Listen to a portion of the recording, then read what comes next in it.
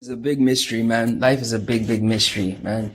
And it's like all these people that even believe in science and yes, we're all on a ball, we're on a spinning ball hurtling through space at quadrillion miles an hour, going around the sun, which is also going through space at a trillion miles an hour. But we can't feel it, can't experience it, can't experiment and prove its existence. None of this shit. Only they can tell us how the world works and stuff like this, right? All those people that even believe that, right? Even the people that believe the science stuff, they have unanswered questions. True or false? True or false?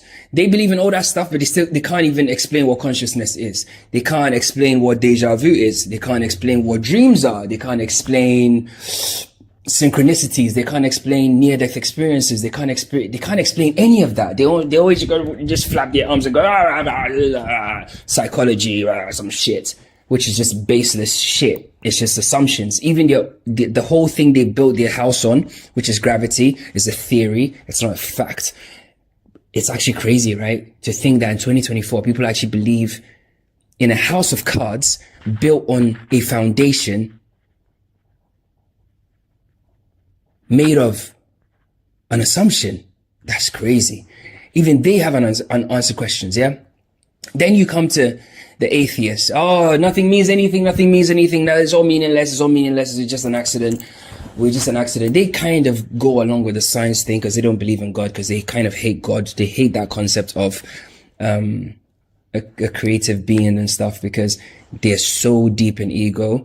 But anyway, that's another thing. They believe that it's all meaningless, it's all meaningless. But even they have unanswered questions, because if it's all meaningless, then how are people able to find meaning? Oh, it's just their own perception of meaning. Okay, so if there's their own perception of meaning, that's still meaning. How do you take away from that? You can't take away from that. So therefore, it's not meaningless. Do you get it? Because how can you tell me that my perception of what's meaningful is not meaningful just because it's not meaningful to you? That's arrogance at the highest level. Anyway, so they've got unanswered questions. They can't explain consciousness. They can't explain any of this stuff. They can't explain any of this stuff. They can't explain how people they can't explain any of the stuff I've just mentioned. None of it. They can't. They literally have unanswered questions, right? Then we have the people that kind of like just go with the flow, the massive people. They just, they watch the news and they just kind of, those people, they're just completely asleep, yeah? They don't believe in religion, but they kind of believe that there may be a God, and I'm not sure. They do believe in the sciences because they appeal to authority. They're just kind of like, I call them the fence sitters. They sit on the fence due to their programming, because they don't know either way, but they're not sure either way, right? They also have unanswered questions. Which kind of brings us to the very cool point. And you have other people as well. You have all sorts of people in the midst, people that believe in that we're already dead. And this is just kind of like the afterlife. There are people that even believe that, this is all an AI construct around us. And the original, the world that we knew is already gone and all this other stuff. But again, we still have the unanswered questions. Yeah? Okay. So, like for instance, how do you explain somebody that is born that remembers a previous life that checks out? Like, how do you stand on any of the things that have just happened, but yet somebody is alive that remembers remembers himself being an Air Force pilot during World War II, but he's 6, and it checks out. Anyway, so there are all these things. There's a lot of stuff you can look at with NDEs. There was a guy that did, I can't remember his name. He did a lot of work in India. I read his book. I can't remember his name. Anyway, I'll try and put it in the thing if I remember. Anyway, the point I'm trying to say is life is a complete mystery. Yeah? The only reason why people latch onto these things is because at a deep soul consciousness level, even the fucking blue-haired social justice warriors that are so deep in their ego that think that what they're fighting for actually means anything, right? Those people on a deep, like if you strip away all the ego and all the noise and all the nonsense, right? Deep inside them, there is a knowing that this place is magical, right? And the point I'm trying to make is this. If due to the amount of mysteries and the amount of coincidences that have to occur and the amount of, simply put, magic that has to happen for life to happen, how we have it, it cannot be an accident. Do you understand? Life cannot be an accident. Life on earth cannot be an accident. Whether we created the simulation ourselves, like this is one of my theories. We created the simulation ourselves, right? Then we came to experience the simulation ourselves. And it gets to a point where we see certain things, like this is the awakening process, yeah? You see certain things, you're like, and it kind of makes you start to, search for the fourth wall, yeah? Or whatever it is. Which kind of it kind of ties in with the same notion that you are a spark of God himself, just coming to experience. It's the same thing, just said in a different way, right? And if you look at it from the angle of, okay, it's not a simulation, we're all just like conscious beings and earth is our home. That's the baseline reality. And, the wars happened, slavery happened, the genocides happened, blah, blah, blah. All these things happened, yeah? And now we find ourselves in this crazy world, which is completely upside down. And what are we going to do? Like, what are we going to do? What are we going to do? What are we going to do? Right? Ooh, I'm cooking. It looks really good. What are we going to do? What are we going to do? What are we going to do? Yeah? That also kind of brings us to the point where it's okay, cool. If this is the baseline reality, why do we have the unexplained phenomena? Because the unexplained phenomena is outside the realms of the baseline reality, like spirituality and synchronicities and NDEs and past life regressions and all these sorts of things, right? It's still outside of that, which means that that story cannot be the baseline reality. It's the same as believing that you're on a ball. It's the same as believing that you evolved. It's the same. Now, if you go to the religious side and say, okay, cool, God made us, yeah? Spark, God made us, and Adam and Eve, Muhammad, I don't know. I don't even know what's the Muslim creation story? Do they have one? I don't know. Interesting question. What about the Jews? Do they have one as well? I don't know. We only talk about a Christian one. Anyway. So there's a creation, something, God creates people. Oh, you're created, blah, blah, blah. And that's the baseline reality, right? And somehow we've fallen short of God's glory and, he's left us here to kind of rot away unless we can prove ourselves that we are made, we worship him. Then he's going to bring us back to himself and all the rest of it. And that's the baseline reality, right? If that's the baseline reality, right? Then it can't be the baseline reality, because if God made only two people, Adam and Eve, right? How did it splinter off into all the other like groups on earth? How, what about like, are there people outside the grace of that God? Like, what about the Africans or the South Americans or the Inuits or the Eskimos or the Southeast Asians and stuff? So that means that this small area in the Middle East, which is Africa, basically, this small area, all these religions came from there and spread out and then they did it through violence and stuff like that to bring people to God. So that means that's not it's not a real God. That's not the real baseline God, is it? Because if you have to go and kill people, you have to go and enslave people, you have to go and destroy people's culture in order for them to actually know this God that made everybody, that's rubbish. Okay? That's dog shit. So we need to park that as well. So then, no matter how you look at it, it's an enigma. Life is an absolute mystery. And this is what my grandma said. May she rest in perfect peace. She said to me, it's a mystery, my son. It's a mystery. You're never going to understand it. It's like fetching water into a basket. That's what she told me. And I'll never forget it. Because I used to ask questions about this life thing way, way, way back when. I've been conscious too long. Do you understand? I've been here many times. I've been here. I've told you this. I've seen it. My personal working theory on life is this. Drum roll, please. Is humanity, all of us, everything's consciousness, right? We are consciousness. We're consciousness.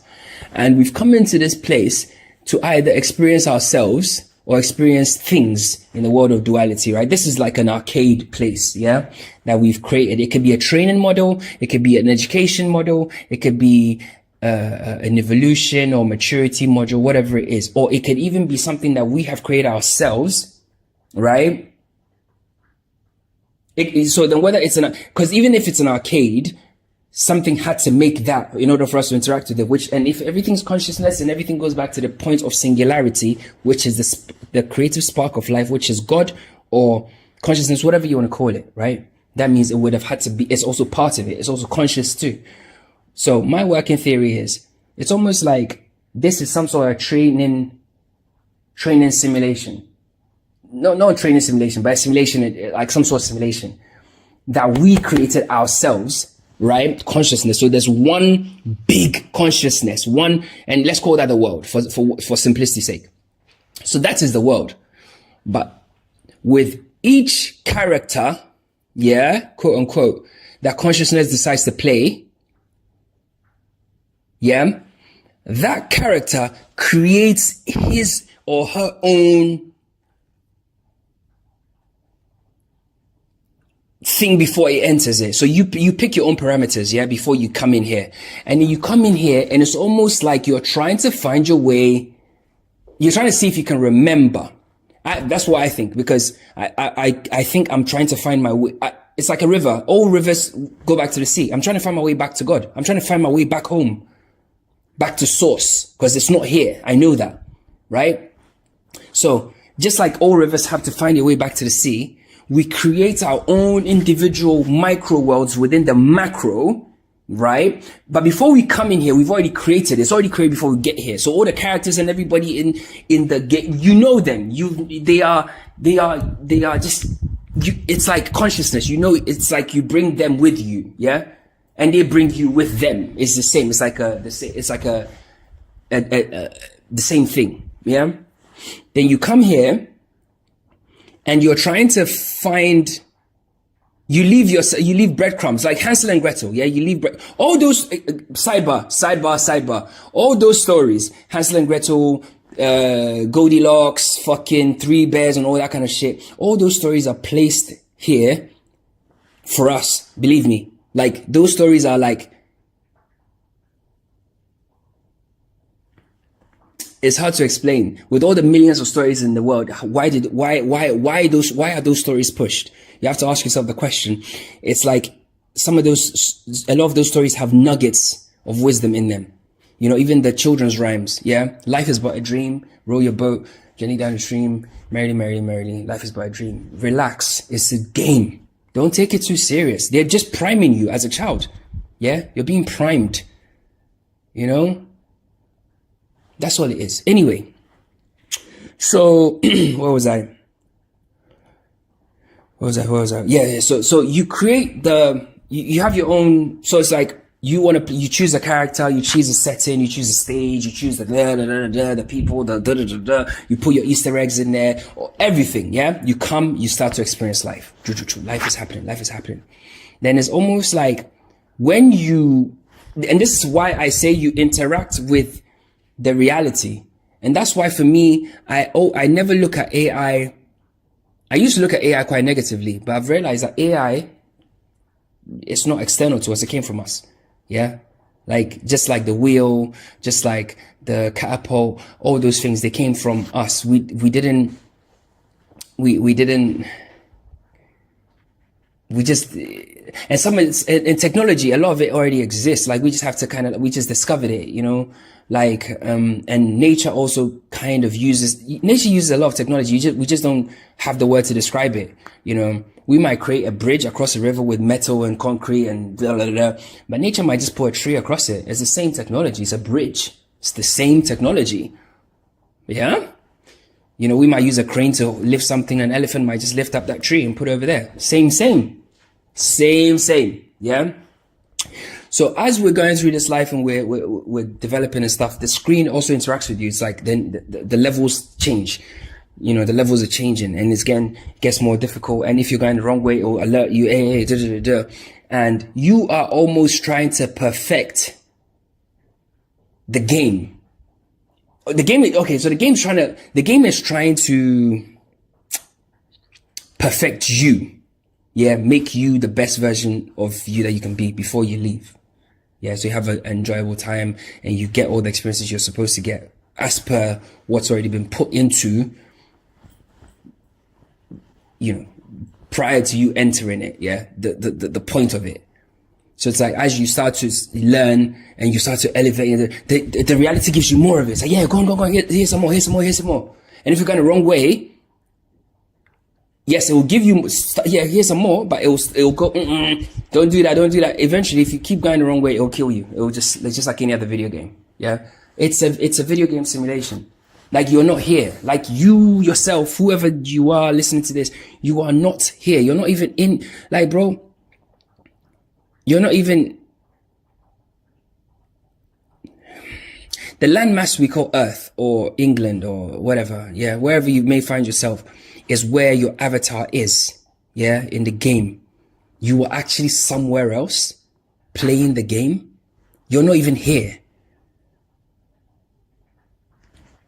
Do you get it? So when you die, it's just the characters that died in the game. You just go back to, you don't go back.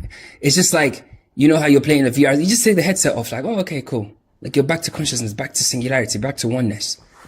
That's what it is. That's all it is. There's nothing else to add. There's nothing more to take away from it. You are just pure consciousness. And that's why I always try and tell people, don't interact with the screen, like the false reality, because there's a false reality overlay, which I'm doing some research on it. I'm trying to answer the questions on a false reality overlay and AI and stuff like that. Yeah. And the concept of aliens. I'm working on it.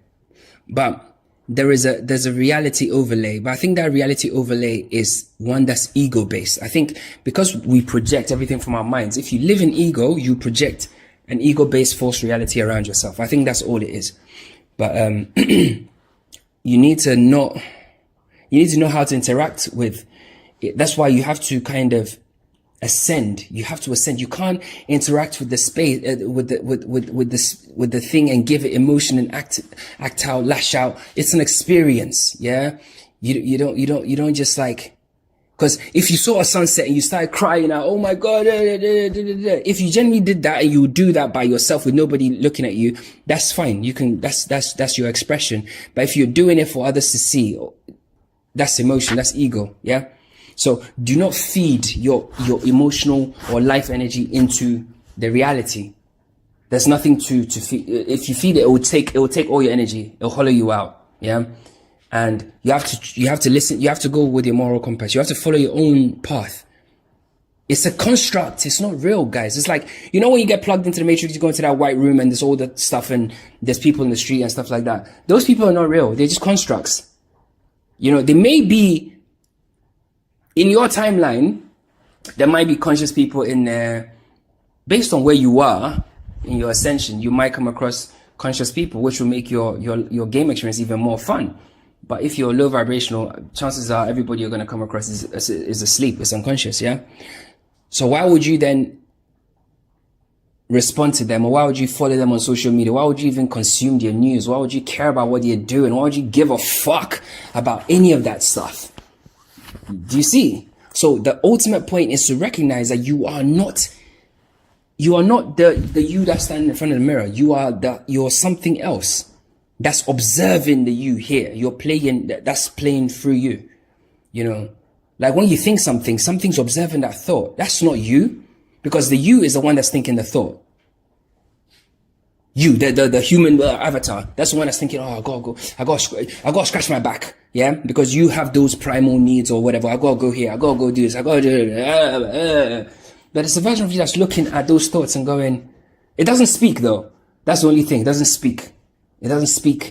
Or it speaks very it speaks in a way, it speaks without a voice. Yeah, that's the best way I can say. When you communicate with your higher self, it speaks without a voice. It's like a knowing, and that's why you have to follow your intuition, because that's all you have. You came here naked. The only thing you have is your compass and your intuition. You just know, like, when a fake hug when you feel one, when someone gives you bad vibes or whatever, all of that, but ultimately that's not what life is about. Life is about your experience here. You have to come and experience this place in its fullness. And, there's no part that says you have to give back or contribute or whatever. If your inner knowing or your inner guidance tells you to do that, then do that.